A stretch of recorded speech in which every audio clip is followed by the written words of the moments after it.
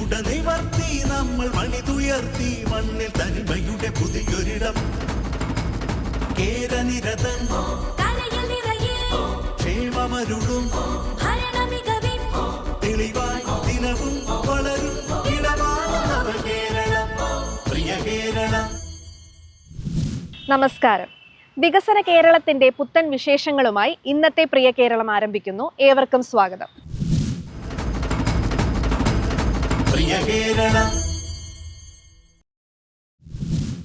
വികസന പാതയിൽ അനുദിനം മുന്നേറുകയാണ് കേരളം. വ്യവസായ രംഗത്തും ആരോഗ്യരംഗത്തും വിദ്യാഭ്യാസ രംഗത്തുമെല്ലാം കേരളത്തിന് ദേശീയതലത്തിൽ ഫുൾ മാർക്കാണ്. സമ്പൂർണ്ണ സാക്ഷരതയിൽ മാത്രമല്ല, പെൺകുട്ടികളുടെ വിദ്യാഭ്യാസത്തിലും സ്ത്രീ ശാക്തീകരണത്തിലും കാർഷിക രംഗത്തെ വേറിട്ട പദ്ധതികളിലുമെല്ലാം നമ്മുടെ നാട് രാജ്യത്തിന് മാതൃകയാണ്. അതിലെ അഭിമാനം കൂടി ഉൾപ്പെടുന്നതാണ് നമ്മുടെ നാടിൻ്റെ മുന്നേറ്റം.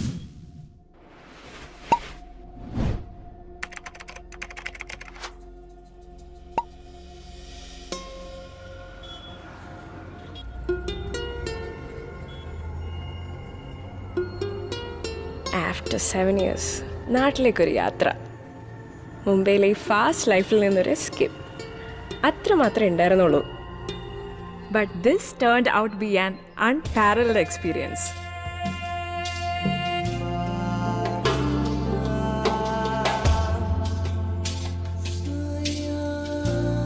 This was the experience that I treasure in my life. ആരോ പറഞ്ഞ പോലെ Kerala is a rejuvenating place. Literally, it is.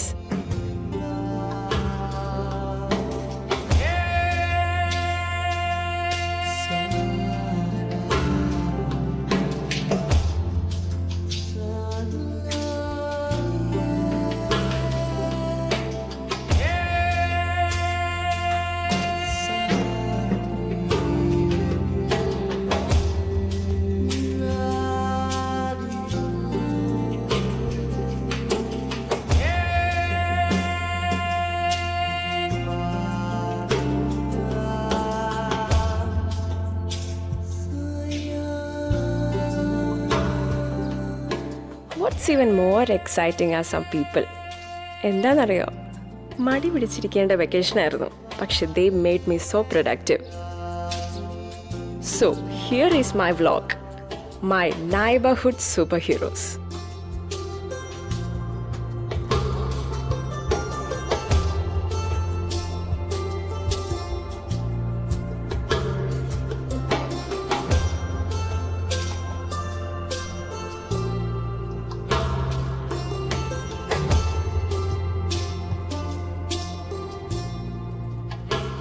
First and foremost, എൻ്റെ നീനാമച്ചി, the powerful നീനാമച്ചി. നീലാമച്ചി ഇന്ന് 10 പേരെ ലീഡ് ചെയ്യുന്ന ഒരു ഓൺട്രപ്രനറാണ്.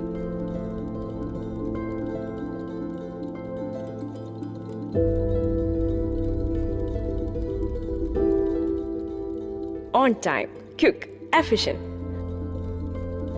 അങ്ങനെ Neenamachi has become a perfect entrepreneur.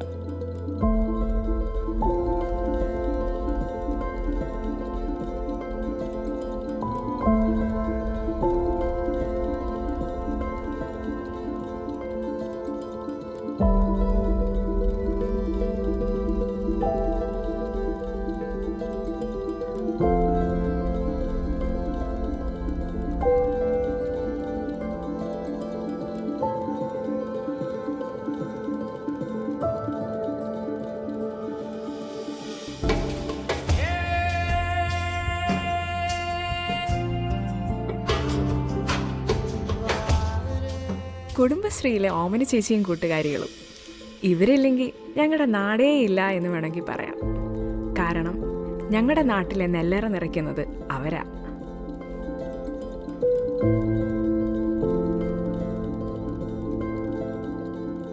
കേരളത്തിന്റെ സ്വന്തം കുടുംബശ്രീ വഴി 4 പാടത്തെ 500 പറ കണ്ടത്തിൽ കൃഷി ചെയ്യുന്നത് ഓമന ചേച്ചിയും കൂട്ടരുമാണ്. ശരിക്കും ഇതും ഒരു വണ്ടർ സ്റ്റോറിയാണ്. കേരളത്തിന് പുറത്ത് ഞാൻ ട്രാവൽ ചെയ്തിട്ടുണ്ടെങ്കിലും കുടുംബശ്രീ പോലെ സക്സസ്ഫുൾ ആയ ഒരു മോഡൽ കണ്ടിട്ടേയില്ല. ഒരു സാധാരണ വീട്ടമ്മയായ ഓമന ചേച്ചിയെ മാസാക്കിയ കുടുംബശ്രീ സ്ത്രീ ശാക്തീകരണത്തിനുള്ള ഒരു വൺ വേർഡാണ്.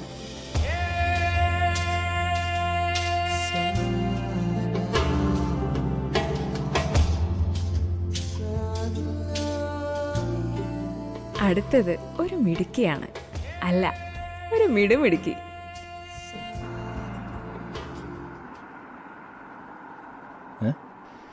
അങ്ങോട്ടടി. Soumya, the high powered compelling police officer. ഒരു കൂട്ടൊക്കെ വേണ്ടേ? ഒറ്റയ്ക്കായി തനിക്കെന്താ? ആ.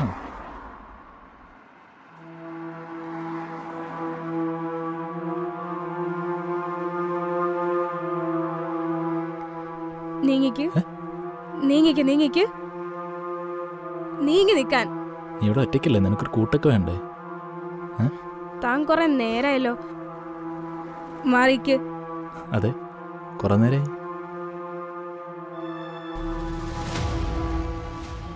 ഞാനും കൂടി വരാടി. എന്താ മോളെ പ്രശ്നം? ഇയാള് കുറെ നേരമായിട്ട് നേരായിട്ട് എന്താടാ? ഇത് ഞങ്ങൾ തമ്മിലുള്ള പ്രശ്നം, ഞങ്ങൾ നോക്കോളാം. കുട്ടികൾ അറിയോ? എനിക്ക് ഇയാളെ അറിയില്ല. ചുമ്മാ ആളാവ് നിൽക്കല്ലേ. പോടാ, പോ ചെല്ല് ചെല്ല് ചെല്ല്. എന്ത് അങ്ങോട്ട് പോവാൻ? എടാ പോടാ പോടാ പോടാ. And what's more interesting is she's a boxer.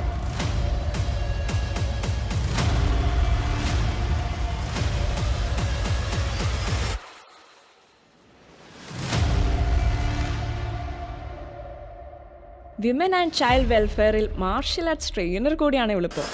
The multi Tusker.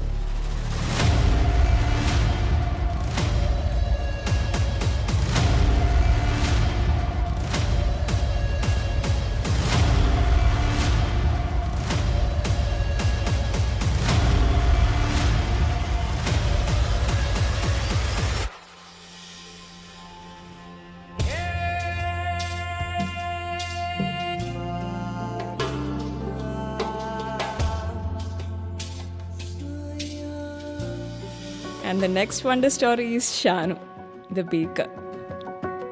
ഞാൻ കരുതിയത് ഷാനു ഏതെങ്കിലും ഹോസ്പിറ്റലിൽ തിരക്കി പിടിച്ചൊരു ഡോക്ടറെ കാണുമെന്ന്. But no, she followed her passion. Started her own big house, doctor foodie.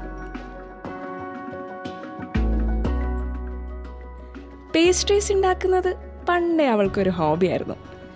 ഇന്ന് കൊച്ചിയിലെ ഒരു ലീഡിംഗ് ബ്രാൻഡായി മാറിയിട്ടുണ്ട് doctor foodie. And I know she will conquer more heights.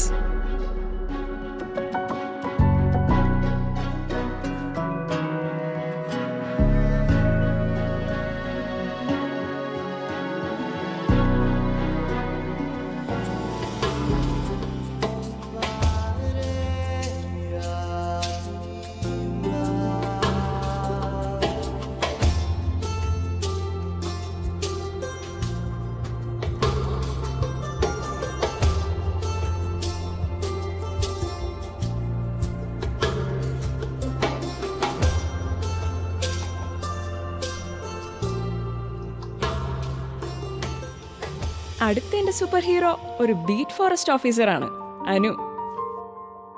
ഒരു കാലത്ത് ആണുങ്ങൾ മാത്രം പ്രിഫർ ചെയ്തിരുന്ന ജോബായിരുന്നു. അതാണ് അവളിപ്പോൾ ക്രാക്ക് ചെയ്തത്. അനു ഒരു പെറ്റ് റെസ്ക്യൂർ കൂടിയാണ്. And she is doing great.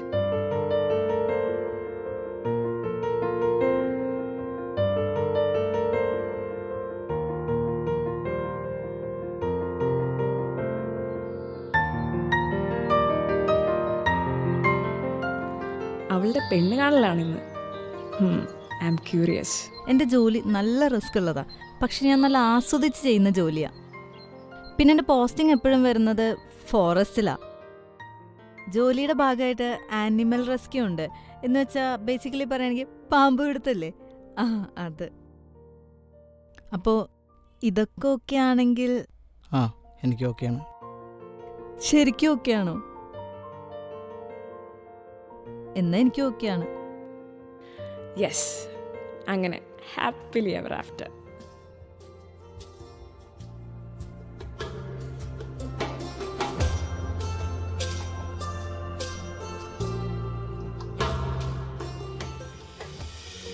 Finally, Asi, the budding young entrepreneur. ഒരു സ്ത്രീ എന്ന നിലയിൽ ഞാൻ ചെയ്യാൻ ഉദ്ദേശിക്കുന്നത് എന്താണെന്ന് വെച്ച് കഴിഞ്ഞാൽ നമ്മുടെ തൊഴിലിടങ്ങളിലുള്ള ചേച്ചിമാർ അല്ലെങ്കിൽ അവിടെ പണിയെടുക്കുന്ന പെൺകുട്ടികൾ അവർക്ക് അവരുടെ സ്കിൽ അപ്ഗ്രഡേഷന് വേണ്ടിയുള്ള ഒരു പ്ലാൻ ആണ് ഞാൻ ഉദ്ദേശിക്കുന്നത്. അതായത് ഇപ്പോൾ അവരൊരു ഭാഷ പഠിക്കുന്നുണ്ടെങ്കിൽ അല്ലെങ്കിൽ അവർക്ക് എന്തെങ്കിലും കൗൺസിലിങ്ങുകൾ വേണമെങ്കിൽ അതിനുവേണ്ടി ഇതെല്ലാം ഒരു കുടക്കീഴിൽ കിട്ടുന്ന സംവിധാനം. എനിക്ക് നിലയുടെ അഭിപ്രായം അറിയണം ഇതിനെപ്പറ്റി. What's your take on this? This is a very good idea, okay? Thank you. And it's so damn exciting. Oh thank you, that's a pleasure. നമ്മുടെ നാട്ടിലെ ചേച്ചിമാർക്കും പെൺകുട്ടികൾക്കും സ്കിൽ അപ്ഗ്രഡേഷൻ്റെ ഭാഗമായി ഒരു വൺ സ്റ്റോപ്പ് സൊല്യൂഷൻ, അങ്ങനെ ഒരു പ്ലാറ്റ്ഫോമാണ് ആളിൻ്റെ idea. And she's working on it. And I am sure എൻ്റെ നെക്സ്റ്റ് വെക്കേഷൻ വ്ളോഗിൽ ആസിയുടെ സക്സസ് സ്റ്റോറി ആയിരിക്കും ഉണ്ടാവുക. കാരണം അവളുള്ളത് കേരളത്തിലാണ്. ഈ 7 yearsൽ എൻ്റെ നൈബർഹുഡിൽ വന്ന മാറ്റം അൺബിലീവബിൾ ആണ്. Before 7 years, they were all just women. Now, they are women. കേരളത്തിൽ സ്ത്രീ ശാക്തീകരണം എന്ന ആശയം വെറും കടലാസിൽ ഒതുങ്ങുന്ന ഒന്നല്ല, മറിച്ച് സമൂഹത്തിന്റെ ഓരോ കോണിലും കാണാൻ കഴിയുന്ന യാഥാർത്ഥ്യമാണ്.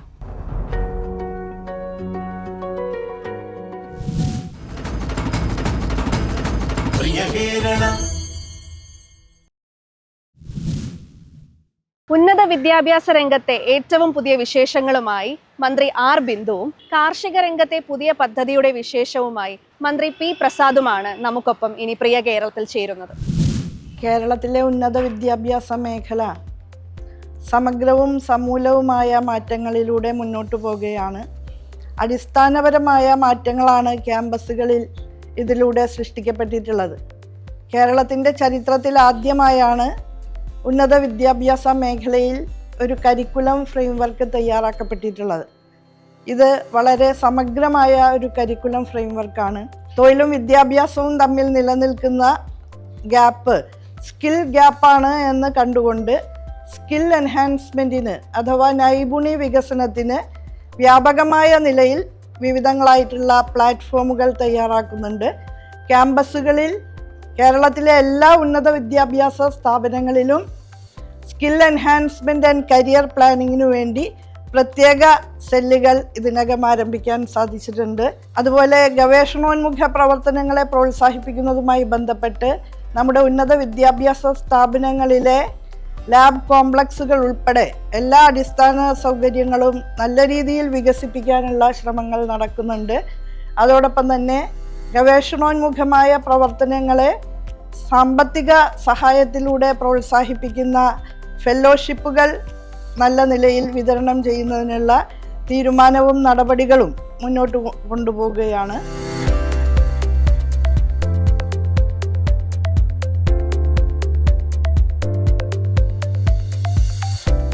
ഉന്നത വിദ്യാഭ്യാസ മേഖലയിൽ കേരളം സമാനതകളില്ലാതെ മുന്നേറുകയാണ്. ഉന്നത വിദ്യാഭ്യാസ രംഗത്ത് രാജ്യത്ത് തന്നെ ഏറ്റവും കൂടുതൽ തുക ചിലവഴിച്ച് ഗുണമേന്മ വർദ്ധിപ്പിച്ച കേരളം നീതി ആയോഗ് പുറത്തുവിട്ട റിപ്പോർട്ടിൽ ഈ രംഗത്ത് 1ാം സ്ഥാനം സ്വന്തമാക്കി കഴിഞ്ഞു. കലാലയങ്ങളിലെ അടിസ്ഥാന സൗകര്യ വികസനവും പഠന മികവും ഉറപ്പാക്കി കഴിഞ്ഞ 4 വർഷത്തിനിടയിൽ 6000 കോടി രൂപയുടെ വികസന പദ്ധതികളാണ് നമ്മുടെ സർക്കാർ ഈ മേഖലയിൽ നടപ്പിലാക്കിയത്. അതിൽ അടിസ്ഥാന സൗകര്യ വികസനത്തിനായി മാത്രം 2000 കോടി രൂപയാണ് സംസ്ഥാനം വിനിയോഗിച്ചത്. കേരള MG സർവകലാശാലകളിൽ അത്യാധുനിക ലാബ് കോംപ്ലക്സുകൾ നിർമ്മിച്ച സർക്കാർ കിഫ്ബി, പ്ലാൻ ഫണ്ട്, റൂസ എന്നിങ്ങനെ വിവിധ പദ്ധതികൾ വഴി മികവുറ്റ വികസനം യാഥാർത്ഥ്യമാക്കുകയാണ്.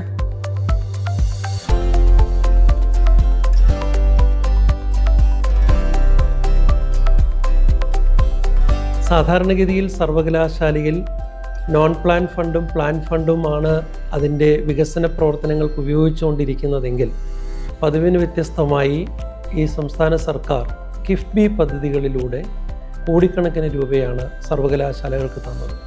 കേരള സർവകലാശാലയ്ക്ക് തന്നതായി 217 കോടി രൂപയാണ് സംസ്ഥാന സർക്കാർ അനുവദിച്ചു തന്നത്. പ്ലീസ് സ്കീമിൽ ഒരു 4.5 കോടി, ഏകദേശം 220 കോടി രൂപയോളം ഈ കേരള സർവകലാശാലയുടെ വികസനത്തിന് നോൺ പ്ലാൻ ഫണ്ടിൽ 330 കോടിയും പ്ലാൻ ഫണ്ടും കൂടാതെ തന്നെ അനുവദിച്ചു തന്നു. ഇത് സർവകലാശാലയുടെ പശ്ചാത്തല സൗകര്യങ്ങൾ വിപുലീകരിക്കുവാൻ നമുക്ക് സാധ്യമായി. പെൺകുട്ടികൾ മാത്രം പഠിക്കുന്ന കലാലയങ്ങളിൽ ഉൾപ്പെടെ വിവിധ പദ്ധതികളാണ് ഉന്നത വിദ്യാഭ്യാസ രംഗത്ത് ഈ സർക്കാർ നടപ്പിലാക്കുന്നത്. കേരളത്തിൽ ആൺകുട്ടികളെക്കാൾ കൂടുതൽ പെൺകുട്ടികളാണ് കലാലയ വിദ്യാഭ്യാസം ഉറപ്പാക്കുന്നത്. അതിലൂടെ ഈ രംഗത്ത് ലിംഗസമത്വവും യാഥാർത്ഥ്യമാക്കുന്ന കേരളം ഉന്നത വിദ്യാഭ്യാസ മേഖലയിലെ പ്രവേശനത്തിന്റെ ലിംഗസമത്വ സൂചികയിൽ രാജ്യത്തു തന്നെ 1-ാം സ്ഥാനം സ്വന്തമാക്കി കഴിഞ്ഞു. നീതി ആയോഗിന്റെ ലിംഗസമത്വ സൂചികയിൽ ദേശീയ ശരാശരി 1.01 കേരളത്തിൽ അത് 1.44 കൂടുതൽ പെൺകുട്ടികളെ കലാലയങ്ങളിൽ എത്തിച്ചതിലൂടെ ഉന്നത വിദ്യാഭ്യാസ രംഗത്ത് കേരളം നടപ്പാക്കിയ പദ്ധതികളുടെ വിജയം കൂടിയാണ് അംഗീകരിക്കപ്പെടുന്നത്.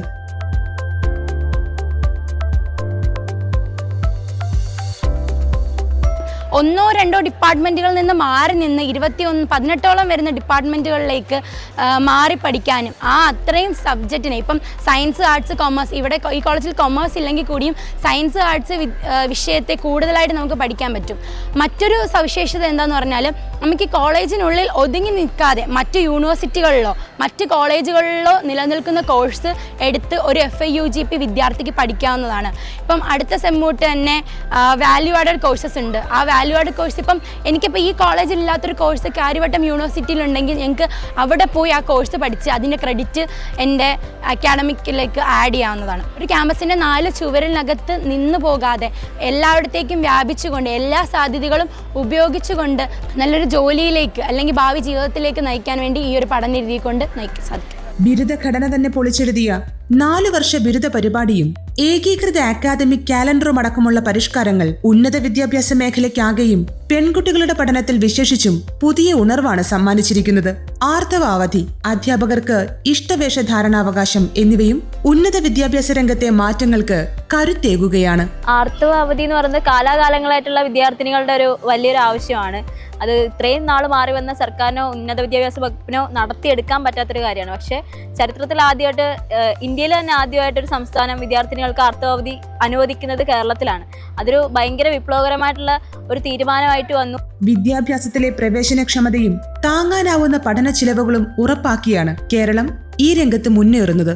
മികവിന്റെ കേന്ദ്രങ്ങളായി വളരുന്ന സ്ഥാപനങ്ങളും വിദ്യാർത്ഥികളുടെ ക്ഷേമം ഉറപ്പുവരുത്തുന്ന പരിഷ്കാരങ്ങളും ഉറപ്പിക്കുന്നതിലൂടെ ഈ രംഗത്തും രാജ്യത്തിന് മാതൃകയാവുകയാണ് കേരളം.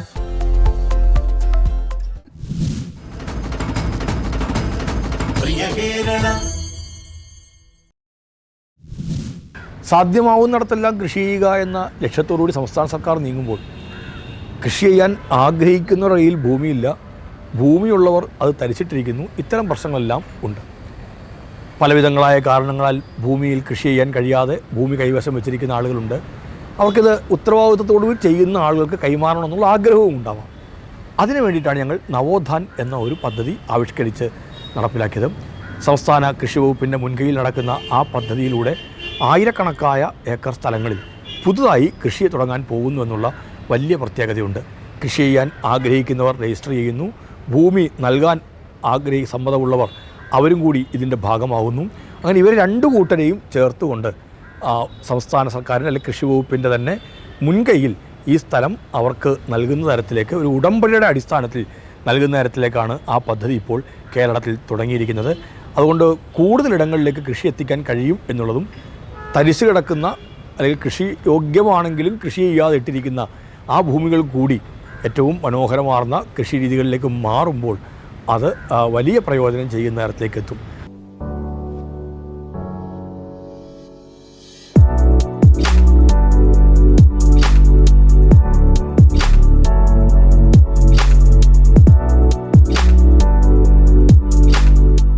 സംസ്ഥാനത്തെ കാർഷിക മേഖല നേരിടുന്ന പ്രധാന പ്രശ്നങ്ങളിലൊന്നായ കൃഷിഭൂമിയുടെ ലഭ്യതക്കുറവ് പരിഹരിക്കാൻ നമ്മുടെ സർക്കാർ ആവിഷ്കരിച്ച് നടപ്പാക്കുന്ന പദ്ധതിയാണ് നവോത്ഥാൻ.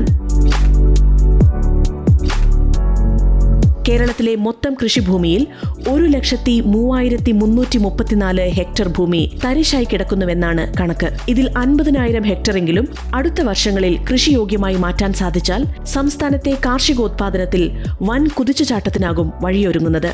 ഇത് മുന്നിൽ കണ്ടാണ് തരിശായി കിടക്കുന്ന കൃഷിഭൂമി ഏറ്റെടുത്ത് കൃഷി വ്യാപിപ്പിക്കുകയെന്ന ലക്ഷ്യത്തോടെ നവോത്ഥാൻ പദ്ധതി നടപ്പിലാക്കുന്നത്.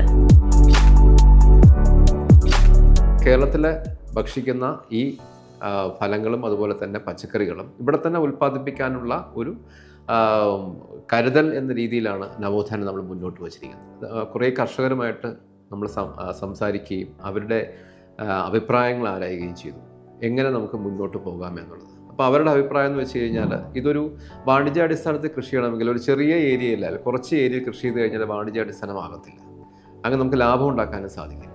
അപ്പം അവരുടെ ഒരു ആവശ്യം എന്ന് വെച്ച് കഴിഞ്ഞാൽ ഒരു 5 ഏക്കർ അല്ലെങ്കിൽ 10 ഏക്കറെങ്കിലും ഒരു കൃഷിഭൂമി നമുക്ക് ലഭ്യമാക്കണമെങ്കിൽ നമുക്കത് ലാഭകരമായി കൃഷി ചെയ്യാവുന്നതാണ് ആദ്യം കർഷകരുടെ അഭിപ്രായം.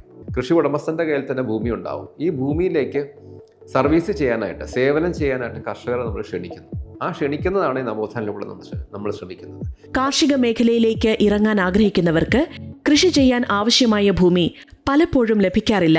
എന്നാൽ വിവിധ സ്ഥാപനങ്ങളുടെയും വ്യക്തികളുടെയും പക്കൽ പല കാരണങ്ങൾ കൊണ്ട് തരിശായി കിടക്കുന്ന ഏക്കർ കണക്കിന് കൃഷിയോഗ്യമായ ഭൂമിയുണ്ട് താനും.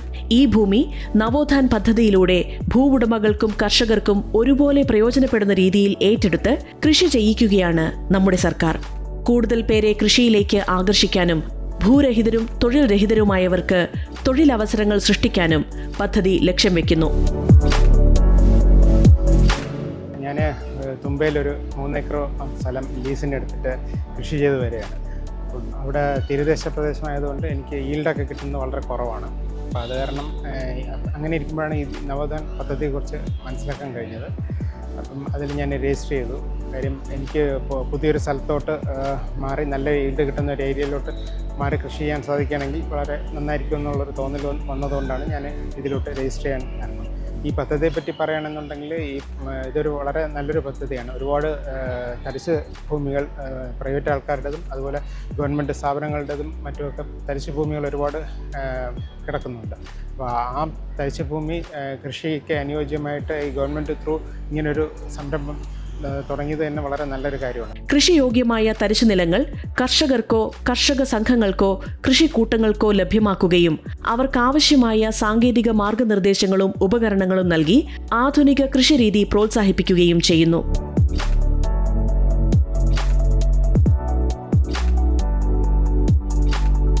സംസ്ഥാന വ്യാപകമായി നിരവധി കർഷകർ ഭൂമി ലഭിക്കാനായി രജിസ്റ്റർ ചെയ്തു കഴിഞ്ഞു.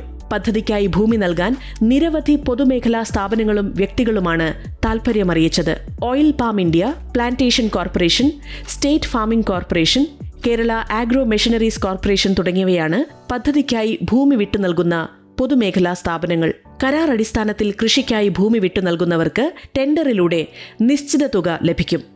എക്സ്പ്രഷൻ ഓഫ് ഇൻട്രസ്റ്റ് നമ്മൾ പുറപ്പെടുവിച്ചപ്പോഴത്തേക്ക് ഇപ്പം നമ്മുടെ ഇതുവരയ്ക്കും ഏകദേശം 200ഓളം കർഷകർ, അതായത് ഇത് ചെയ്യാൻ താല്പര്യമുണ്ട്, വാണിജ്യാടിസ്ഥാനത്തിൽ കൃഷി ചെയ്യാനായിട്ടും ഹൈടെക് കൃഷി, പ്രായം കുറവായിട്ടുള്ള യുവതലമുറകളാണ് കൂടുതലും, ടെക്കീസ്, അങ്ങനെയുള്ള ധാരാളം ആൾക്കാർ അപേക്ഷിച്ചിട്ട് ഏകദേശം 200ഓളം കർഷകർ ഒരു 4-5 മാസത്തിനുള്ളിൽ ഞങ്ങൾക്ക് കിട്ടിയിട്ടുള്ള ഒരു മുതൽക്കൂട്ടാണ് ഈ കർഷകർ എന്ന് പറയുന്നത്. അതുപോലെ തന്നെ കർഷകർക്ക് വേണ്ടിയിട്ടുള്ള ഭൂമി തരാനായിട്ട് ഏകദേശം 26ഓളം ഭൂ ഉടമസ്ഥകൾ ഇതിനകത്ത് തയ്യാറായി. 26 എന്ന് പറയുമ്പോഴത്തേക്കും നിങ്ങൾ അതിനകത്ത് ഇത്രയും കുറവേ എന്ന് വിചാരിക്കരുത്. ഏരിയ നോക്കി ഏകദേശം 4000ഓളം ഏക്കറാണ് ഇവരെ തരാനായിട്ട് മുന്നോട്ട് വന്നിരിക്കുന്നത്. അപ്പോൾ അതിനകത്ത് PSUs ഉണ്ട്, നമ്മുടെ ഗവൺമെൻറ് കീഴിലുള്ള PSUs ഉണ്ട്. വെറുതെ കിടക്കുന്ന ഭൂമിയാണ്. ഈ ഭൂമിയിൽ അവർ ഒന്നും തന്നെ ചെയ്യുന്നില്ല. അവർക്ക് ഫാക്ടറിയോ അല്ലെങ്കിൽ മറ്റു മെഷീനറീസോ മാത്രം ഉണ്ടാകും. മറ്റുള്ള ഭൂമി വെറുതെ കിടക്കണം. ആ ഭൂമിയിൽ നിന്ന് എന്തുകൊണ്ട് കൃഷി ചെയ്ത് ആദായം ഉണ്ടാക്കിക്കൂടാ എന്നൊരു ചിന്ത നമുക്ക് PSUവിൻ്റെ കയ്യിൽ വെച്ച് കൊടുത്തപ്പോഴാണ് അവരും ഇതിനകത്ത് അപ്ലൈ ചെയ്യുന്നത്. അടിസ്ഥാന സൗകര്യങ്ങൾ വിലയിരുത്തി ഭൂമി തരം തിരിച്ച ശേഷമായിരിക്കും അതാത് മേഖലയിൽ അനുയോജ്യമായ കാർഷിക വിളകൾ തിരഞ്ഞെടുക്കുന്നത്. വിപണി കണ്ടെത്തൽ, കയറ്റുമതി, മൂല്യവർദ്ധനവ് തുടങ്ങിയ മേഖലകളിൽ കൃഷിവകുപ്പും പദ്ധതി നിർവഹണ ഏജൻസിയായ ക്യാപ്കോയും കർഷകർക്ക് സാങ്കേതിക ഉപദേശം നൽകും. നവോത്ഥാൻ പദ്ധതിയിലൂടെ സംസ്ഥാനത്തെ പച്ചക്കറി ഉത്പാദനം 30 ലക്ഷം മെട്രിക് ടണ്ണിലേക്കും പഴവർഗ്ഗങ്ങളുടെ ഉത്പാദനം 45 ലക്ഷം മെട്രിക് ടണ്ണിലേക്കും ഉയർത്താനാകുമെന്നാണ് പ്രതീക്ഷ. അങ്ങനെ ഭക്ഷ്യ സ്വയം പര്യാപ്തതയെന്ന ലക്ഷ്യത്തിലേക്ക് ഒരു ചുവട് കൂടി വയ്ക്കുകയാണ് നമ്മുടെ സംസ്ഥാനം.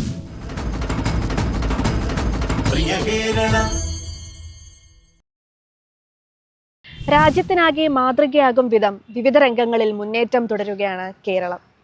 നാടിൻ്റെ നേട്ടങ്ങളെക്കുറിച്ചും നമ്മുടെ സർക്കാർ നടപ്പാക്കുന്ന പുതിയ പദ്ധതികളെക്കുറിച്ചുമുള്ള പുതിയ വിശേഷങ്ങളുമായി പ്രിയ കേരളം ഇനി അടുത്തയാഴ്ച. അഭിപ്രായങ്ങൾ അറിയിക്കാം PRD program producer@gmail.com. നന്ദി, നമസ്കാരം.